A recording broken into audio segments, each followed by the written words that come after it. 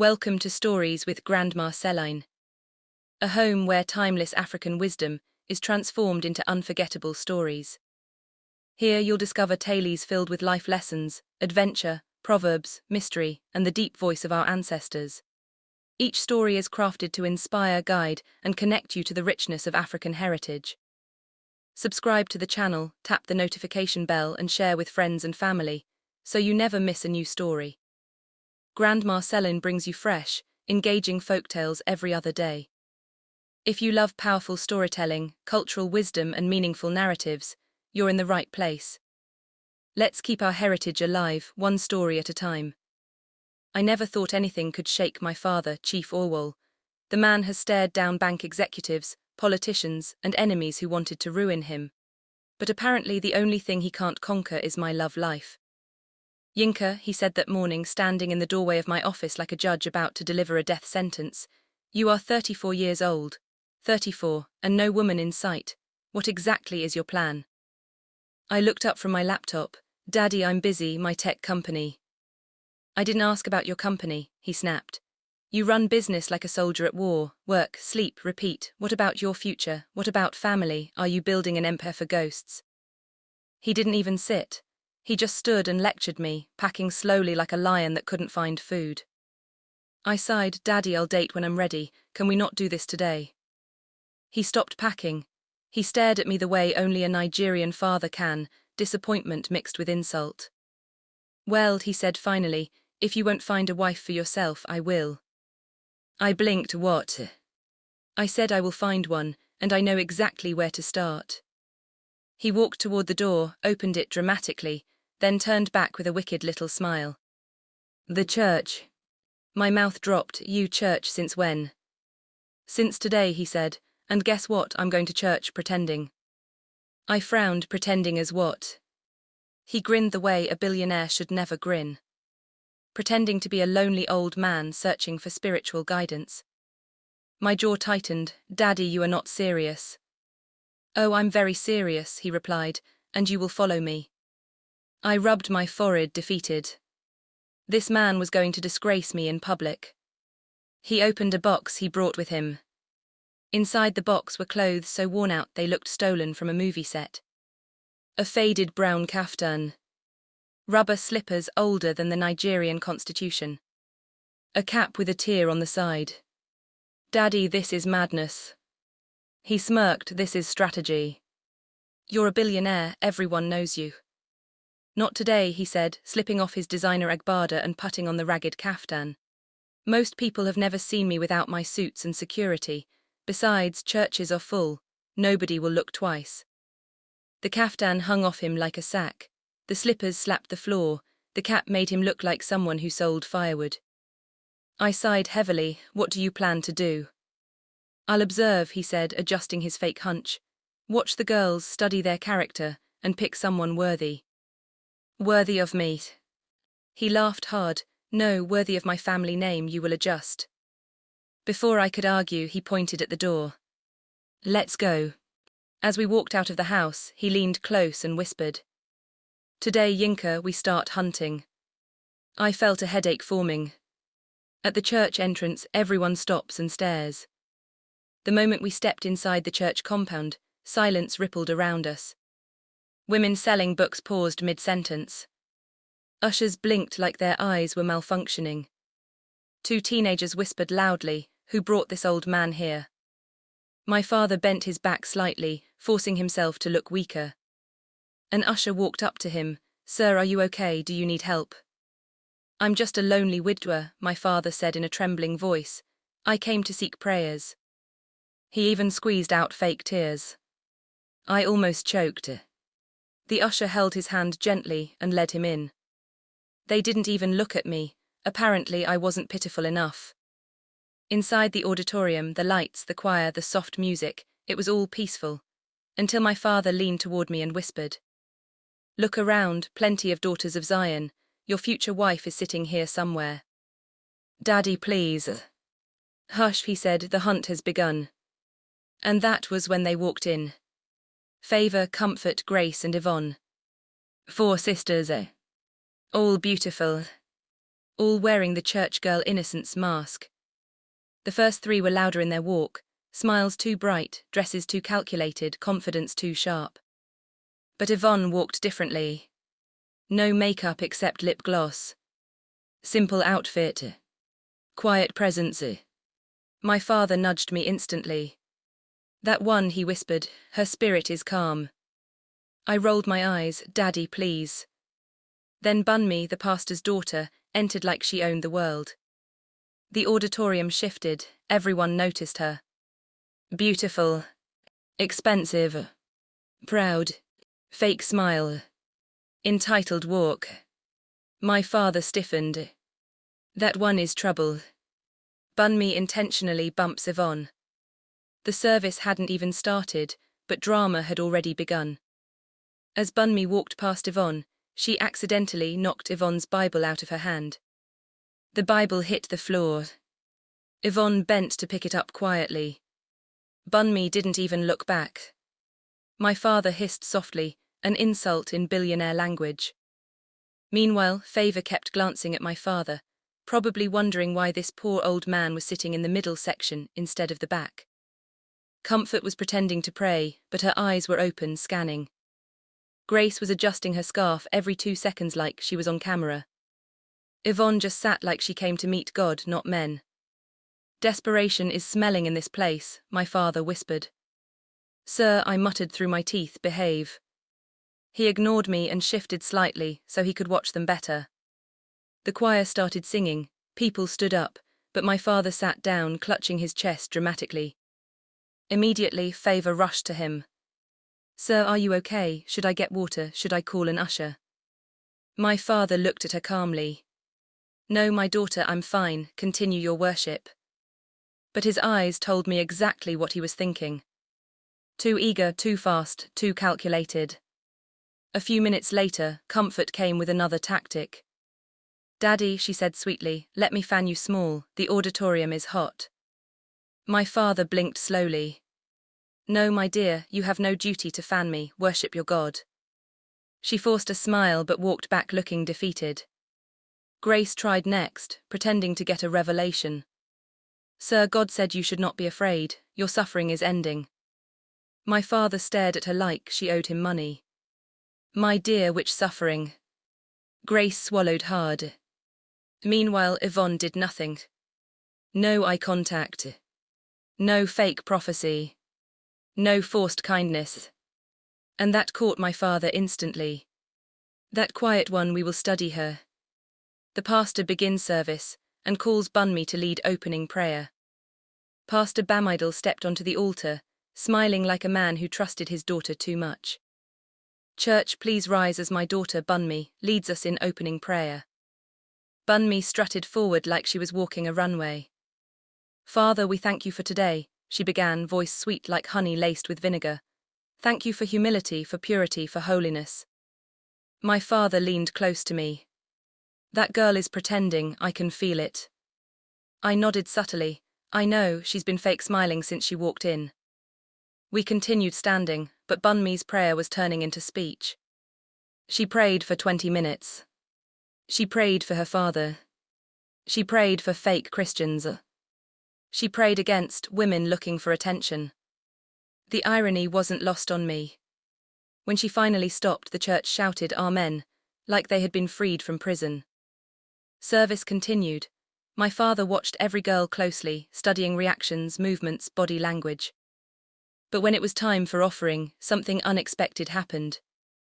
Bunmi walked past Yvonne, leaned in, and whispered something cruel. I couldn't hear the words, but I saw Yvonne's face fall. My father clenched his fist.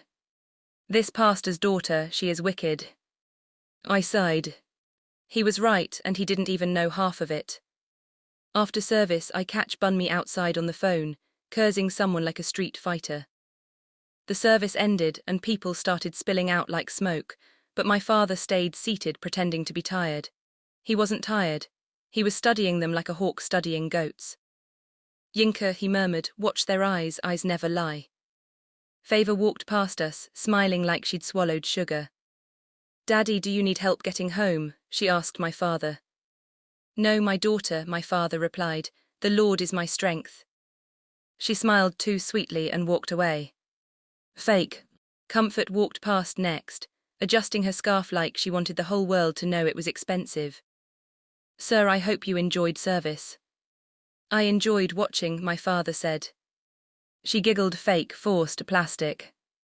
Grace came last, tapping her fake nails on her Bible. Sir, God said I should speak to you after service. My father raised an eyebrow. God told you that? Yes, she said confidently. Which God? He asked calmly. She stuttered, her smile cracked. Meanwhile, Yvonne walked past quietly, greeting us with a gentle good afternoon, sir, before minding her business. And that was exactly what made my father focus on her even more. She didn't overdo it, he muttered. That's a good sign. But before I could respond, I heard something behind the church building, someone shouting. A woman's voice. Aggressive. Vulgar. I knew that voice. My father paused. Who is that? I followed the sound. And there she was. Bunmi. Pastor Bamidal's golden child. The princess of the church. The girl everyone worshipped. She stood behind the church, phone in hand, shouting at someone like she was raised in a scrapyard. If you cross me again, I swear I will finish you. Do you hear me, idiot? She didn't see me at first. I froze. The switch from holy daughter to street fighter was scary. She turns suddenly and sees me. Bunmi ended the call the moment she saw me. Her face shifted instantly from demon to angel. Oh, Brother Yinka, she said with a sweet smile, how are you? I just stared at her. You were shouting. Me, she laughed too loudly. No, oh, I was just praying. Praying, I raised an eyebrow. Yes, she continued smiling, sometimes prayer is loud. Lies. Pure lies. Before I could say anything, my father walked up behind me. Bunmi saw him and quickly switched to fake humility. Daddy, good afternoon, I can help you to your car. My father shook his head. My dear, save your strength. But she insisted, it is my ministry to serve elders. I see, my father said calmly. But his eyes said, fraud detected. Before Bunmi could continue, Comfort ran toward us dramatically. Daddy, God gave me a prophecy for you. Another one. She pulled out a small bottle of oil.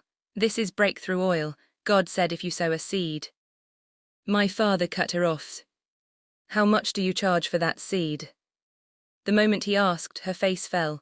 She didn't expect a poor-looking man to question her hustle. Aim anything God lays in your heart. My father stared at her for 5 long seconds. God laid 0 naira in my heart. Comfort froze. Bunmi smirked behind her. I tried not to laugh. Fake spirituality was falling apart like cheap wood. Someone screams inside the church. Pastor is calling all youths to the altar now. The youth meeting was basically Pastor Bamidal bragging about moral discipline, while his own daughter was a walking disaster. Everyone gathered at the altar. My father and I stood at the back. Pastor Bamidal spoke passionately. Young people must be humble, disciplined, respectful. As he talked, Bunmi stood beside him, nodding like a perfect angel. But I could still hear the memory of her shouting like a market woman minutes ago. My father leaned toward me. That girl is pure trouble. I nodded quietly. After the meeting, the crowd scattered, but something caught my attention, Yvonne walking alone toward the restroom. She looked tired, sad, worn out. Before I could approach her, I heard loud voices. Harsh. Mocking. Female voices. I moved closer. Comfort. Grace. Favor. They had cornered Yvonne. Why were you greeting that old man like he's your father? Favor asked harshly. You want attention, Abai. Grace sneered. We saw the way he looked at you. Don't think you'll use pity to grab husband here. Yvonne's voice was soft. I didn't do anything to you people. Please, I just want peace. But that only made them angrier. Comfort pushed her shoulder. Peace ko, peace nigh, we know your type. I felt anger rising in my chest. Who were these girls to bully someone who hadn't harmed them? I stepped forward and said, "Enough." The girls froze when they saw me. Favor straightened her dress, Grace adjusted her scarf, Comfort forced a smile. "Our brother Yinka," Favor said quickly, "we were just advising her." "Advising," I snapped, "you were threatening her." They exchanged nervous glances. Comfort jumped in, "No, no, never, we love our sister in Christ." "You pushed her," I said sharply. Comfort swallowed, "It was not push, it was steering." I stepped closer, my voice dropped. "Don't lie, I saw you." Grace inhaled deeply. "Brother Yinka, we respect you, but please don't let her deceive you, she's pretending." Yvonne looked shocked, "Me, I'm pretending." "Yes," Favor said boldly, "you're using innocence to attract men." I almost laughed. Yvonne, innocence as a strategy, these girls were delusional. Before I could say anything, a deeper voice echoed behind us. "What is going on here?" We all turned. Pastor Bamidel. Perfect timing for nonsense. The girls immediately switched into holy mode. "Daddy," they chorused, "we were just trying to correct Yvonne." Yvonne looked down like she was used to being blamed. Pastor frowned, "Correct her about what?" Favor spoke first, "She has been talking to boys too much." Grace added, "And she's disrespectful sometimes." Comfort nodded dramatically, "And she was rude to Bun me earlier." I was shocked. These girls had no conscience. Pastor Bamidel turned to Yvonne. "Is this true?" "No, sir," Yvonne said quietly, "I didn't do any of that." But he didn't believe her. His face hardened. "You must stop causing trouble, behave yourself." Yvonne's eyes watered, she nodded. "My father whispered to me. This pastor is spiritually blind. My father says he wants to investigate Bunmi." As we walked toward the parking lot, my father stopped suddenly. "That pastor's daughter, something is off, I want to confirm." "How?" I asked. He looked around and spotted a security guard, standing near the generator house. "Perfect," my father muttered. We walked over. The guard greeted us warmly. "Good afternoon, sirs." "My son," my father said in his poor man voice, "please come. I want to ask you something small." The guard stepped closer. My father lowered his voice. "That pastor's daughter, she seems very active." The guard burst out laughing. Not small laugh. Full-blown, stomach-holding laughter. "So you don't know anything," he said, shaking his head. "That girl, if you know what she does after service."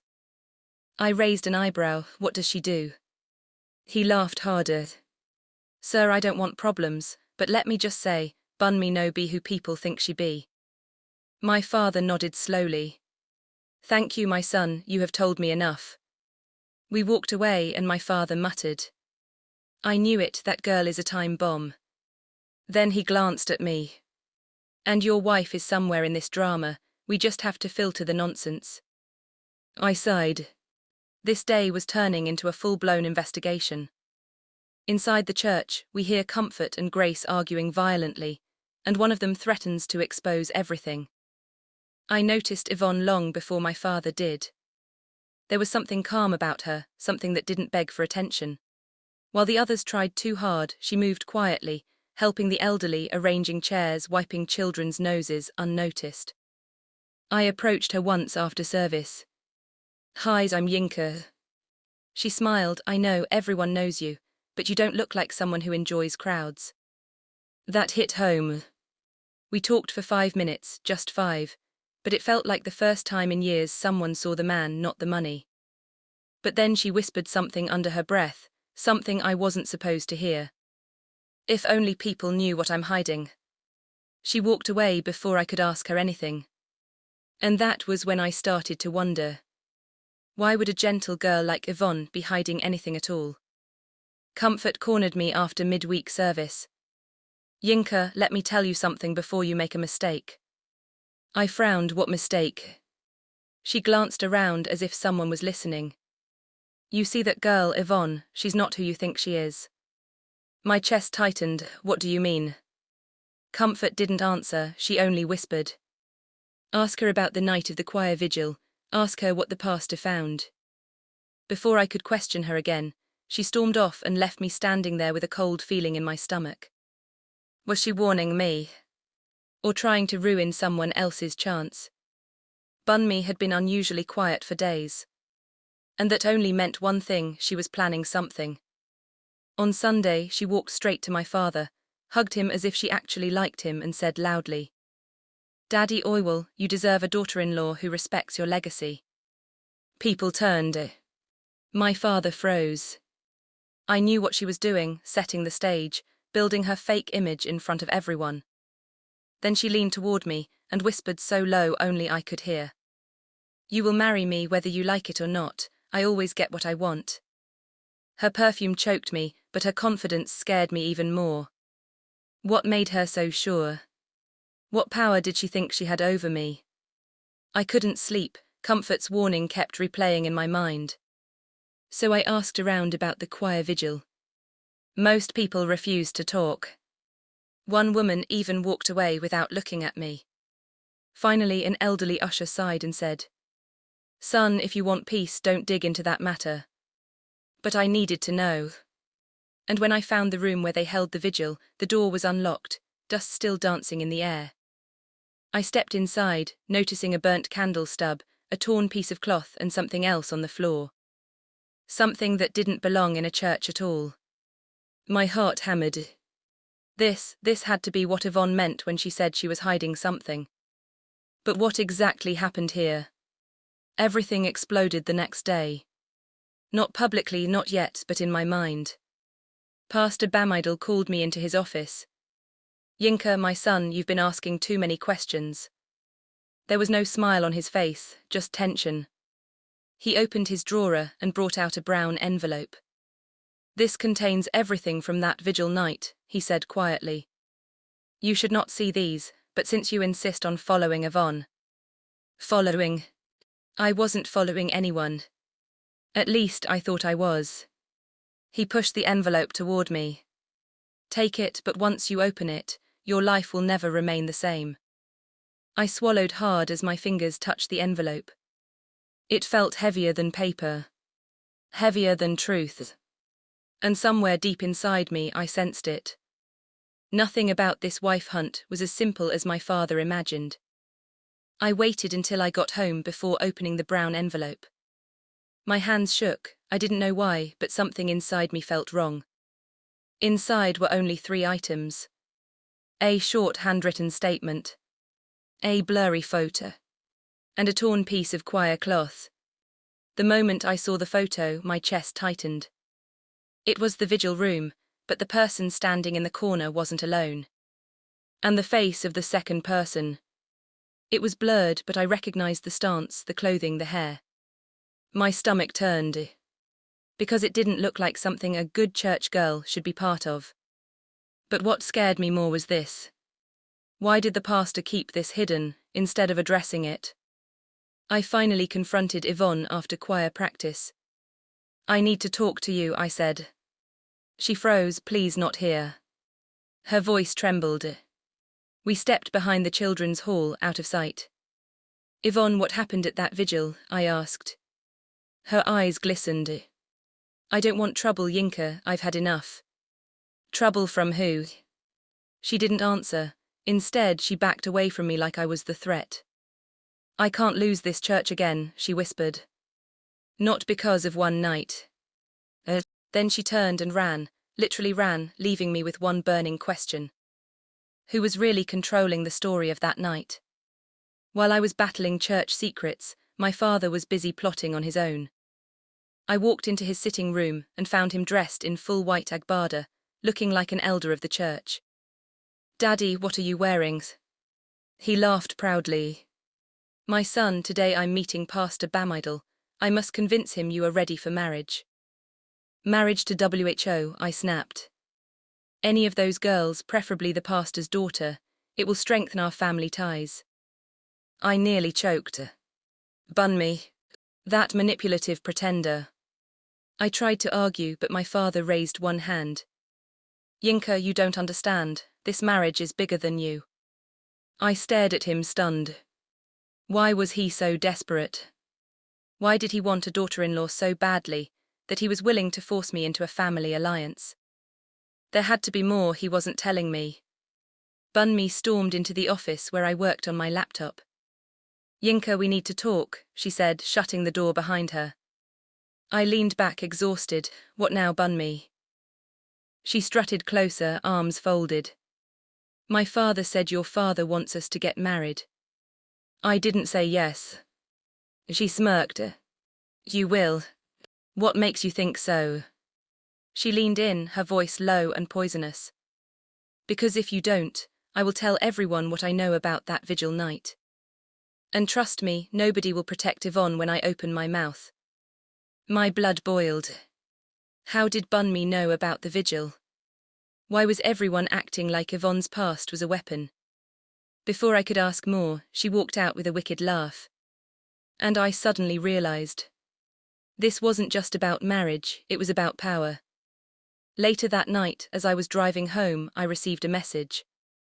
"Please meet me behind the church, I need to talk. Yvonne." I went immediately. She stood there alone, hugging herself. When she saw me, she whispered, "I'm tired of running."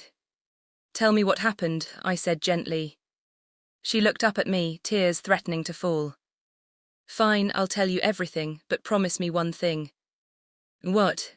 "Whatever you hear, don't hate me." My heart pounded. The streetlight flickered above us. The whole compound felt still. She inhaled shakily and opened her mouth to speak. But before a single word came out, we both heard footsteps approaching from the dark, footsteps belonging to someone who should not have been there. And whoever it was, they didn't want this confession to happen. The footsteps drew closer. Slow, steady, deliberate. Yvonne clutched my arm. "Yinka, someone followed me." My mind raced. "Who?" Before she could answer, a tall figure emerged from behind the church fence. The streetlight hit his face. And my heart dropped. It was Pastor Bamidel. He didn't greet. He didn't smile.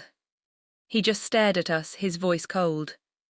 "What exactly are you two discussing at this hour?" Yvonne shrank behind me like a frightened child.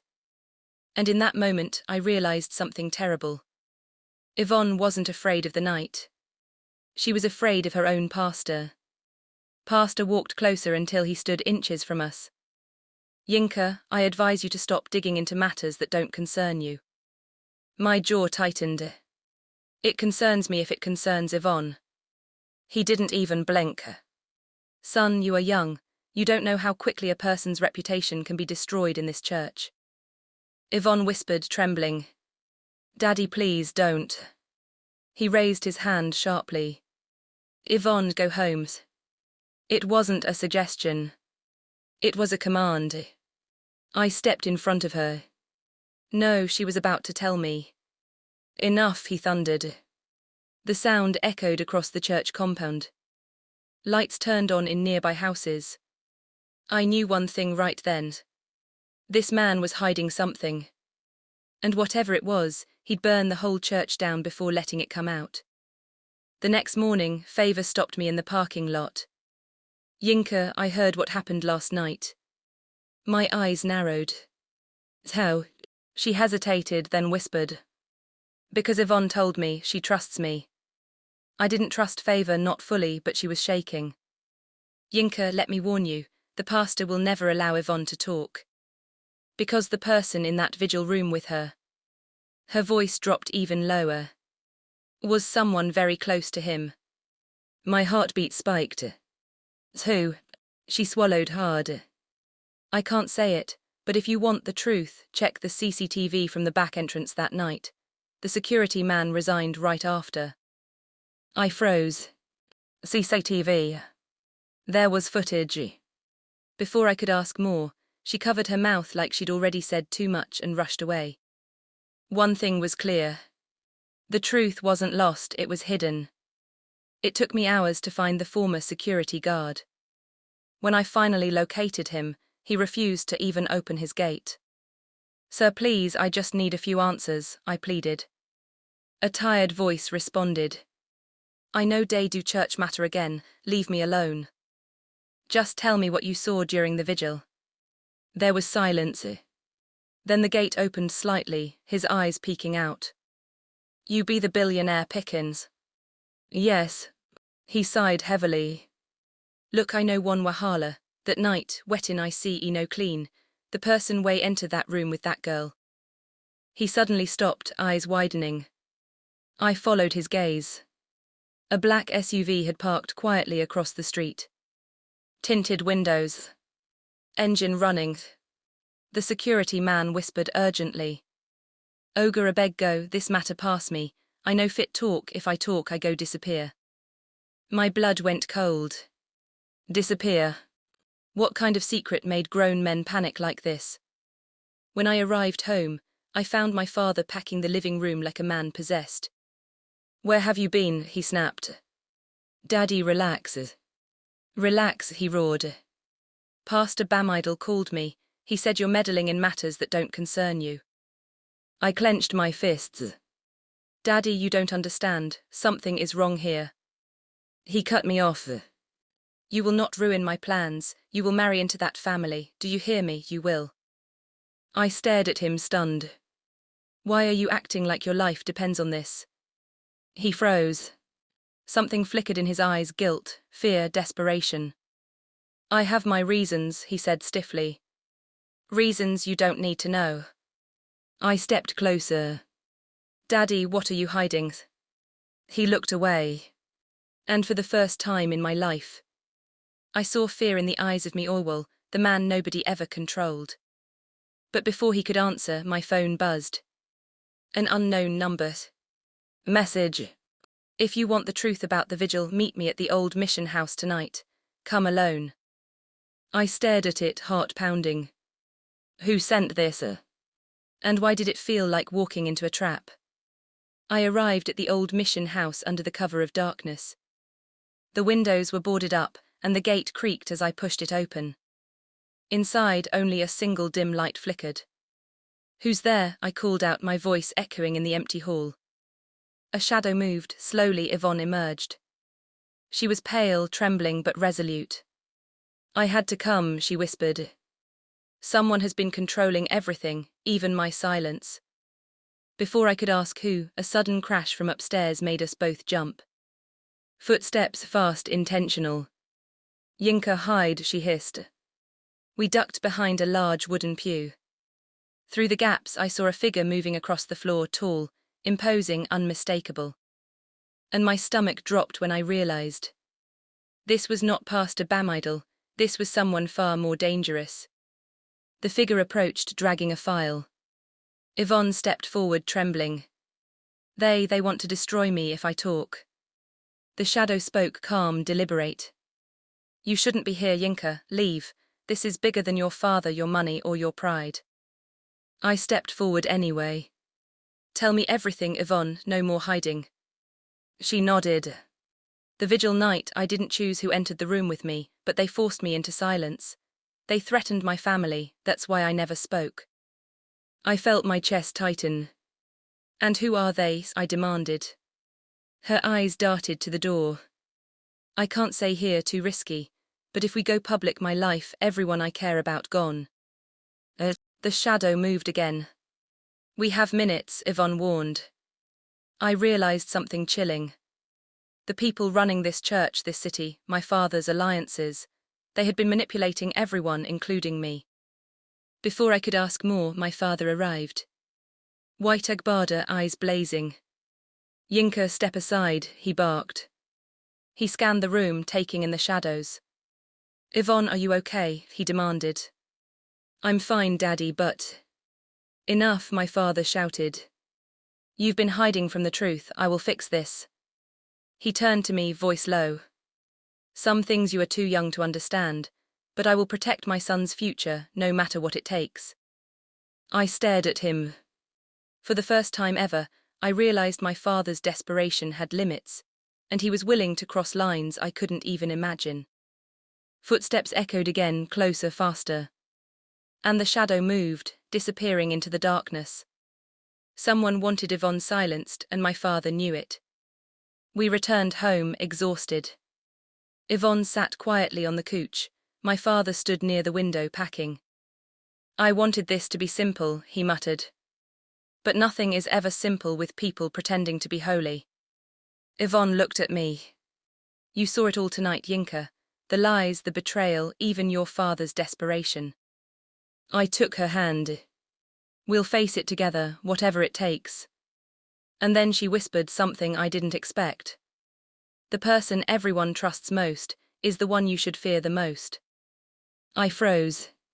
Was she talking about my father, the pastor, someone else? The silence in the room felt heavier than the dark outside. The final move wasn't made. The true power game was just beginning. The next morning, church felt different. No one knew the truth. Bunmi still smiled. Comfort, grace, favor were all pretending. Pastor Bamidel delivered a flawless sermon. But I saw Yvonne in the crowd. No fake smiles, no pretension. Just quiet strength. I approached her, and she looked up at me with a small, exhausted smile. "This is real," she said softly. "No masks, no lies, just us." My father watched from a distance, silent, thoughtful. Something about him had shifted. Perhaps he realized money, influence, and control could not fix everything. I held Yvonne's hand. We didn't need approval. We didn't need manipulation.